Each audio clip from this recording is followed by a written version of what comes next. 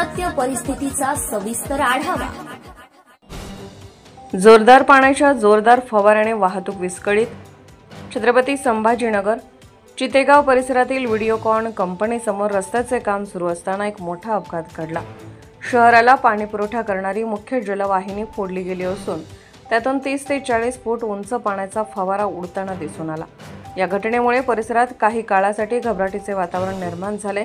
चितेगाव परिसरात व्हिडिओकॉन कंपनीसमोर सार्वजनिक बांधकाम विभागामार्फत रस्त्याचे खोदकाम सुरू होते। काम करताना यंत्रचालकाचे नियंत्रण सुटल्याने किंवा नकाशाची माहिती योग्य न दिल्याने शहरातील मुख्य जलवाहिनी फुटली। पाईप फुटताच जोरदार पाण्याचा फवारा जवळपास 30 ते 40 फूट उंच उडत असल्याचे प्रत्यक्षदर्शींनी सांगितले। पाईप फुटल्यामुळे हजारो लिटर शुद्ध पिण्याचे पाणी वाया गेले। परिसरात चिखलाचे साम्राज्य पसरले असून वाहनधारक आणि पादचाऱ्यांना मोठा त्रास सहन करावा लागणार आहे।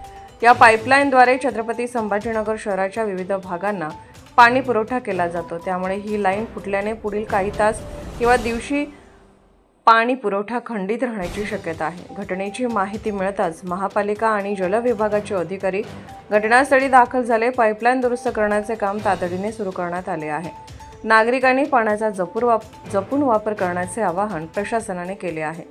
चितेगाव व्हिडिओकॉन कंपनी समोर रस्त्याचे काम करताना पाईपलाईन फुटली।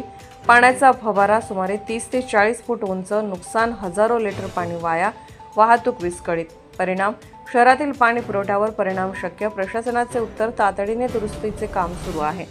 या प्रकारामुळे महत्त्वाचे पायाभूत कामे करताना पूर्वनियोजन, नकाशा अभ्यास आणि समन्वयाचे महत्त्व अधोरेखित झाले आहे। भविष्यात अशा घटना टाळण्यासाठी संबंधित विभागांनी काटेकोर नियोजन करणे आवश्यक आहे।